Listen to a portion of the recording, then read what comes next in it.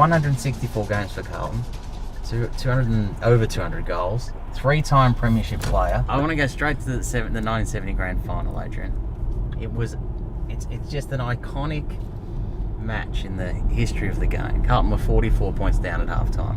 What were you doing in the first half? What were the boys doing? Well, we weren't playing that well, and actually Collingwood did play well that first half. You've got to give them that much credit. And we're 44 points down at half time. Yeah. And we come in. First thing I did was rush straight to the toilet because I knew Brass wouldn't be happy. So I could hear. How long did you stay in there? Until the ranting and raving, I could, simmered down a little bit. And so out I came, and he called us in, and he said, "Look, there's one thing to sink into your head. In the second half, we've got to put up a good show. Because if you get thrashed like this by Collingwood, you'll remember this and be reminded of this for the rest of your life."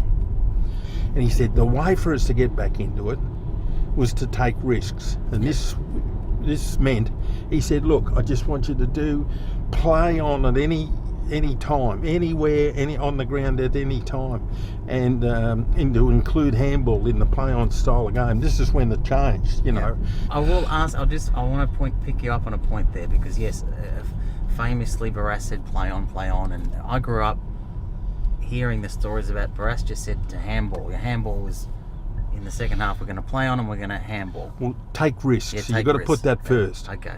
We've got to take risks. Yeah. So he's decided, Barassi, in his wisdom,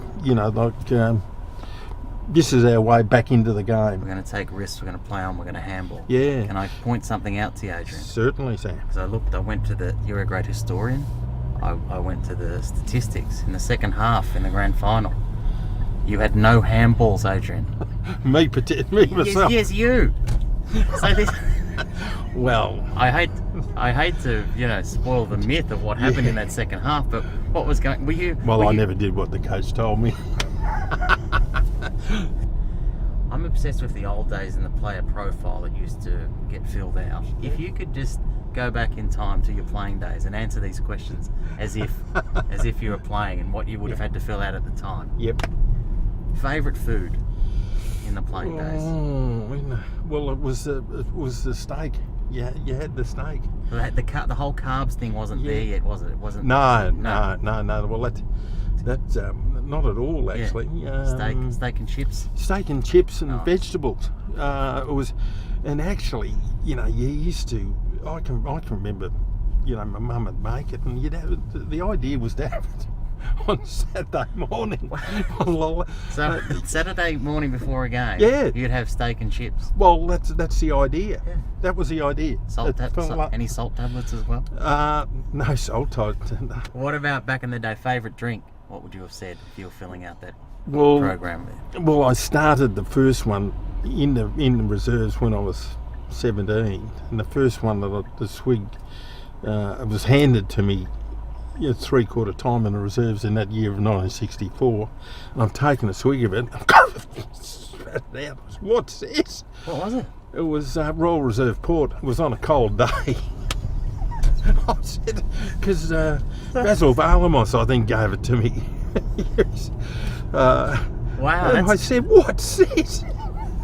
I thought they were trying to poison me. Royal Reserve Port, but it was supposed to warm you up. The game's come a long way from port to sports drinks and water now. To Gatorade and peptides, isn't it? So in a reserves game in 1964 was three-quarter time on a cold winter's day. Cold winter's day. We'll get this fact right. There was a port. You had your choice of, and I went. I only did it because Basil handed it to me. Yeah, we had no choice. Well, he's pretty tough, Basil. Was port? Was there an ore? Or water. What about your pre-match routine?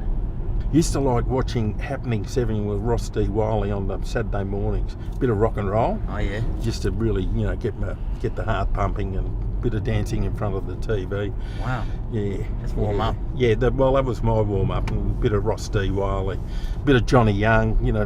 Normie Rowe, and then you'd get to the ground a bit early. what you did was enjoy, which I think a lot of the supporters did, you know, because it was tradition. When I was a kid, the seconds played before the seniors. Yeah. And people loved it because you saw the young players playing, you saw a few of the old ones still hanging on, all that type of thing. So you sat together, watched the reserves, and then you went down and got changed. Always had a rub, you know, you get a rub before the game. I had one before this interview, actually. I just want to tell you that. Just to loosen up. I thought I could smell the liniment. I thought I was going to be in a car with a legend. I wanted to be loose and ready. Premiership player, 1970 best and fairest winner, Adrian. That was that was a good one. That's a good one. In saying that, as is my nature, I like to point out other things. Yes. First round of 1971, you didn't play. Is it fair to say in the modern day it would have been described as for disciplinary reasons? Is that true? You can correct me anytime, Adrian. Yes. Oh, you've done your homework, haven't you? And actually, I was runner-up to Jeff Southby in 1971. Now, if I had played that game, what could have happened there? There's just one back, you know, just off the top of my head. I know I've changed it all around. How many votes did you lose by the 1971 best only and a fairest? handful. No, Jeff was a worthy. Not a bad player. He was. He could play. But you are the premiership player, the best and fairest winner. How do you not play in round one of 1971? It was controversial too. There was a bit of controversy. Was it in the papers? It was a little bit. A little bit. Yes. Oh, look.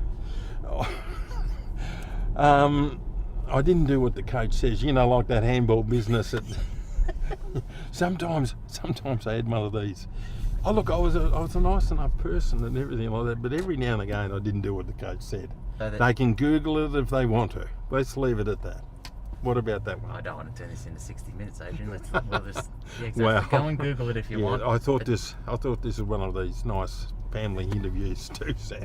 I lulled you into a sense of fun. In '64, which was Carlton's 105th year, we finished 10th, which is the lowest we'd finished at any time.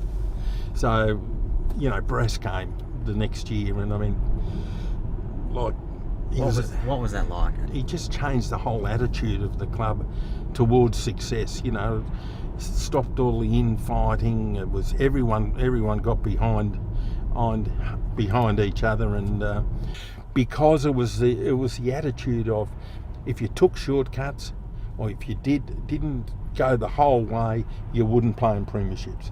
You'd all have your clashes with him. I mean, Percy did, Jezza did, and he was always hardest on the best. I mean, he'd have a go at Nichols and he'd have a go at Silvani, and he'd bring Jesselenko. He'd say, "You're not going in," this sort of thing. And the proudest thing that Jezza actually ended up doing was becoming our best tackler.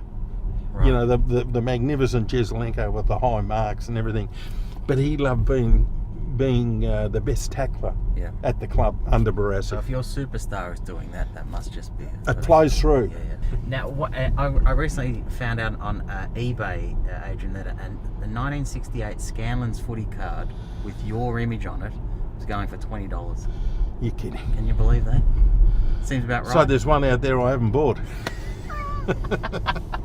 I've been trying to push the price up. Some word association with the great Adrian Gallagher. Ron Barassi. Premierships. Brent Croswell. Magnificent. Bruce Dool.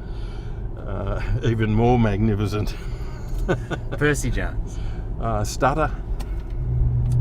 John Nichols. Tree trunks, thighs. Sergio Silvani.